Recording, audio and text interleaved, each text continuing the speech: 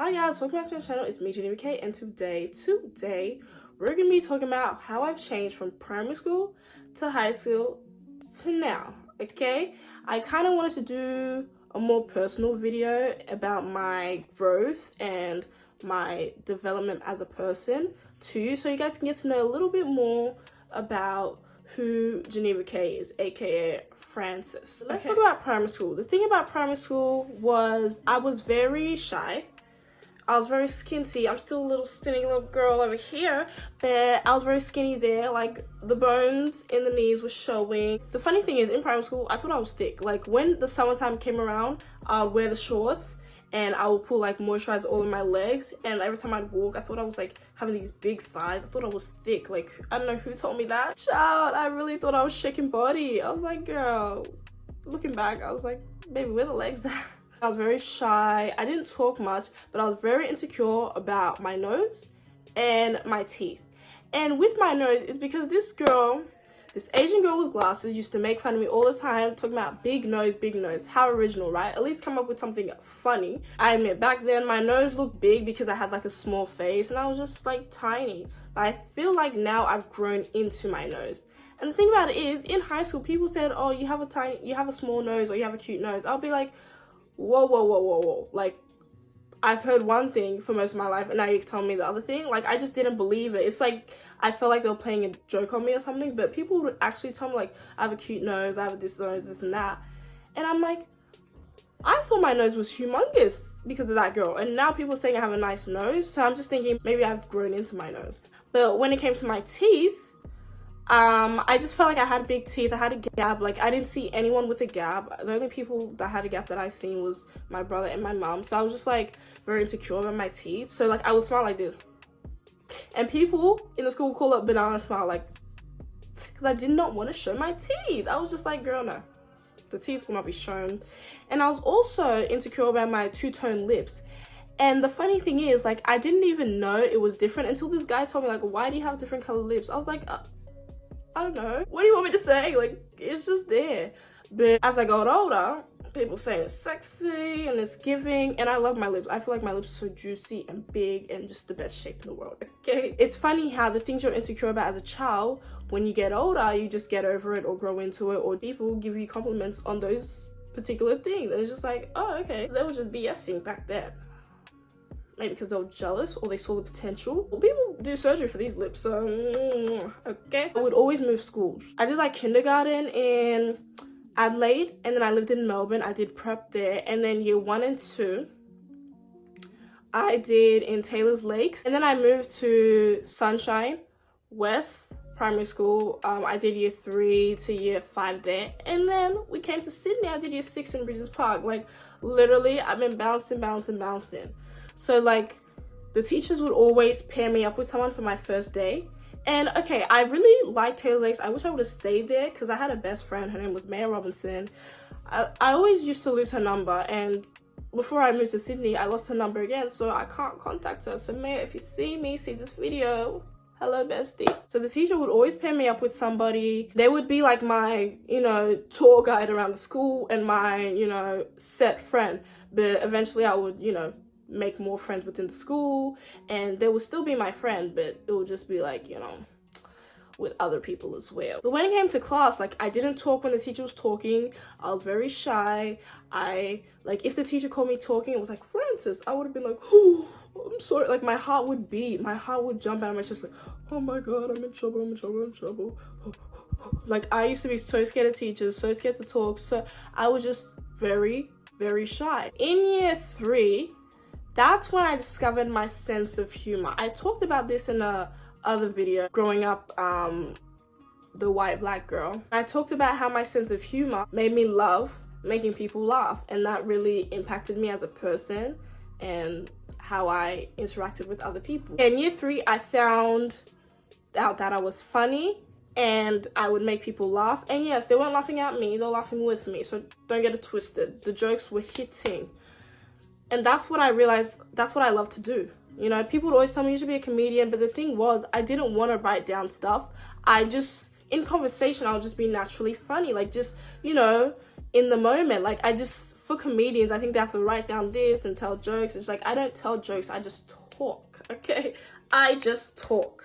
Okay, but as much as I love making my friends laugh, I was still scared of teachers. I still didn't want to be naughty. I was like the ultimate good girl. Even when I moved to Sydney and I went to Regent's Park, there was this thing when the teacher was talking, the teacher would do this so you can be quiet. And I was like so in that routine that when I went to year 7, Liverpool girls for high school, when we were lining up, the teacher was like quiet, and I still was in that mode, and I looked around and no one else was doing it, so I was kind of embarrassed, like, oh, okay. I guess it was just a Regent's Park thing. Someone should have told me. But yeah, in year 7, like on the first couple of days, I was really like shy as well because everyone went to primary school together. So in my mind, I thought, you know, everyone was new. I was gonna like, you know, blend even more. But come to find out, everyone went to primary school together, so they know each other. And it was kind of like, oh, I'm kind of the unknown girl. But I found, you know, someone I could connect to. It was another black girl, and we were like 2 peas in a pod. Like, we were both funny, we both bounced off each other's energy, we'd always go around the school together, and people knew us, people liked us together. In year 7, that's when things took a turn for the worst. Like, I feel like everyone in my class were like all good friends. I had friends that were tighter than others when it came to the class, but pretty much everyone liked each other. We all hung out in recess and lunch, and I just felt like that just brought the mischievous side in me, because my other friend, my partner in crime, we're both like semi-bad together, but I feel like I was more bad. Like, girl, the things I'm about to expose in this video, hope it doesn't come back to bite me later, but I would jump on tables, I would give the teachers attitude, I would just be like, you know, I thought I was the shit, but it was just giving, now that I think about it, it was giving praying mantis. Like, imagine a praying mantis trying to give you attitude, trying to think she was, girl, I had my braids in, I was just like, ugh. I never used to tie up my hair. I would always let my hair down. I would just look like a mess. And for our uniform, we had skirts and pants. I would just wear a skirt because, girl, everyone wore a skirt. And I just thought I was hot-ish. Like, I don't know who told me that. Who told me I was that girl, but I was just running amok. And the thing was, our whole class was pretty much bad, to be honest with you. Like, our close friends within that class, we were all bad together. So it was kind of funny. Like, they'll talk back to teachers. I'll talk back to the teachers. We stand on tables, especially when it came to science and math class, our 2 most hated subjects, girl. But the thing about my other friend is she would always get her work done, so she would, you know, do her little thing with me and then but make sure her work is done. And that was my mistake, because I would get my work done too, but like I would be extra bad. So it was kind of like, girl, I should have just followed what she was doing and just did a little 1-2 and then get back to the work. You know what I'm saying? It's about the group you hang out with that kind of influences you, especially if it's a loud group, or it's a, you know, people who talk when teachers talk. Or like if I'm sitting with like one of my friends, they'll like talk to me when the teacher's talking, and like I would talk to my friend back. So it was like, if you're sitting next to a quiet person, you wouldn't do that. You know what I'm saying? So it's all about who you surround yourself with. And that kind of helped me when it came to uni. In my junior years, I was off the rails. But after having my fun and just like being the bad girl, this and that, and the funny thing is, my parents never knew, so hopefully they don't watch this video, but my parents never knew, because one thing about it, my dad never answered his phone from random numbers, and I don't think they had my mom's number down, to be honest with you, to be quite frank with you. So it was kind of like I was getting away with it, and I was really liking that. But when it came to year 10 and senior years, you know, my friend dynamic changed, my group changed, the girl that I was peas in the pods with, she moved schools, and like, you know, situations changed. And the group that I was with now, it was like the 4 of us plus 2 on the side, post jokes on the side, girl, the waitress in me. But yeah, plus the 2 on the side. I was friends with them since year 7, but they were kind of like in each other's, like they were kind of living in each other's asses, if you could say. They were still like in our group, but like they were kind of off to the sideline. They would always do weird, childish, immature things, like spit on each other, or they would like literally, they'll go to the water park after school and then get on the bus drenched in water. It's like they would do such embarrassing childlike things. I was in a group of 4, including me, and they were a bit more on the quiet side. One of the girls in the group was more closer to another one of the girls, but the thing about me is I felt like I was closer to 2 of them in that group. Because we could relate on certain things, and we weren't really scared to share. Like we would become open as the years went on. And one of the girls in the group tried to act like she was like, you know, clean and perfect, and you know, not really into certain things. And it's just like, girl, okay, you stay there with your perfectness and your cleanness and your good girlness. We're over here talking our ish. We're over here bonding over girl stuff. I wouldn't talk when the teacher's talking, like, so that's when I realized you are who you hang out with. If you hang out with loud people, then you, my friend, are going to turn loud. You know what I'm saying? You're going to be a part of that. If you hang out with quiet people, they will influence you, because if they're not talking or whispering in your ear while the teacher's talking, then you're not going to do the same. If you're around people, you see them doing your work, you want to do your work to join in. You know what I'm saying? Like, stuff like that just made me realize people can change you, and good energy and good vibes is what it's all about. I was done being the bad girl. I just wanted to do my work and not talk when the teacher's talking, just not be as wild as I was in the junior years, because I feel like junior years you get a little rowdy, but in senior years it's time to focus because you're almost done and you just want to like just be mature. That was one of the biggest lessons in high school that I learned. Like, okay, playtime is over when I spit bars. Okay, playtime was over, playtime was done. But I had a good run, I had a good time, and now it's time to reel it in. Like, throughout high school, I still was making people laugh. I still was, considered funny by people, and I was just like an open girl. Outside of class, like talking to people, I was just like open, and I would just talk anything and just say funny things, and I wasn't as shy as I was in primary school. But the thing was, when I started working, started getting a job, being around other people older than me, that's when I realized they were kind of taking my lack of experience, my youngness, as in the sense of my age, and my niceness and bubbliness, openness for granted. They were kind of taking advantage of me in that way, because they saw how sweet I was, how bubbly I was, how, open I was, and I feel like they kind of used that against me, in the sense of me having to do all the work, them trying to talk down to me, them trying to make me feel little, them trying to demean me and make me feel small, and them even thinking that I lack intelligence because I'm so open and so bubbly and fun.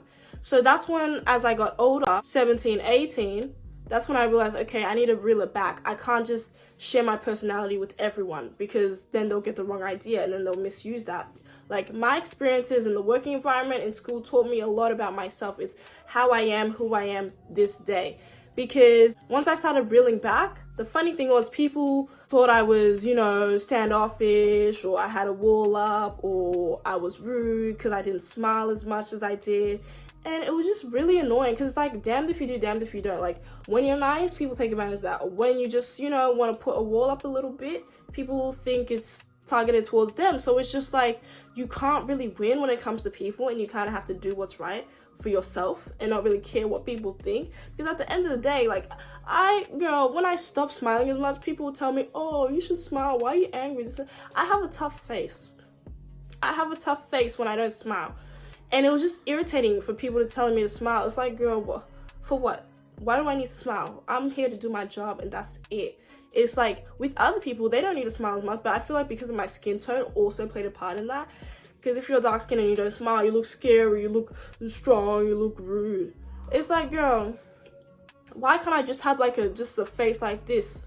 Like, why do I have to show teeth? Show teeth for 8 hours for what? I don't need to show teeth for 8 hours. Like, why do I need to show my whole mouth interior just to satisfy you, just because you think that I'm mad? It's like, girl, I'm not mad. If I tell you once I'm not mad, I am not mad. It was really hard to navigate that, because it's like, girl, I don't want to open up and share my personality with people, because I know how that ends. But also, it's like me kind of protecting myself, having a wall up, people taking it the wrong way. So it's just like, I just kind of did what was best for me, and the wall isn't up as high as it was, but it's definitely still up. I still would rather not be so open with my personality to certain people, because it really affected me, how it was impacting me, and how people were, misusing me, treating me wrong because of that. That is the reason, if you were to meet me, I come off a bit cold or standoffish, or I'm just like, hi, because before I used to be like, hi, I'm bright and bubbly, this and that, but now I'm a bit more chill and laid back when it comes to it. So this is just to say, don't take it personally. That's just who I am. I have to protect my peace, my sanity, and my mental state, because I can't have my personality mistaken for lack of intelligence or immaturity anymore. Like, I just really can't. So I'd rather just, until I get to know you a bit more, distance myself, become more into observing people before opening up. Like, if I'm just saying, you know, a couple words to you, I'm observing you, I'm seeing how you interact, I'm seeing how your personality is before I kind of give you that branch and kind of join you with that. You know, I feel like that's more safer for me and myself. But yeah, it's not really personal, but I've gotten a lot of comments talking about, oh, you have a resting face, or why are you mad, or you look mean, or you look this. It's like, girl, I really don't care. Like, my face is just how it is, okay? Like, I'm not gonna smile just to appease you and what you're used to. Like, you're not gonna say dance monkey and I dance. That's not happening anymore. I realize I have a special personality and a soft heart that I can't just be going around sharing with everyone. Like, that's just not gonna happen. You're not gonna get the full Francis just like that, just because you want to. That's not happening. A lot of experiences, like, you know, in high school also, like, I had to be independent quicker than most, because of, like, you know, family situation that happened. But yeah, like, I was kind of on my own for a long time. I'll go to school, then go to work, go to school, go to work. I'll take myself to school, come back, then go to work, then come back most of the time by myself in the middle of the night. So it was kind of like I was on my own for most parts of the day. So it would just be me and my music, honestly, me and my music. I'll see my friends at school, see my family at home sometimes, but most of the time it was just me and my music. And that's where I kind of learned my independence and how to protect myself, take care of myself.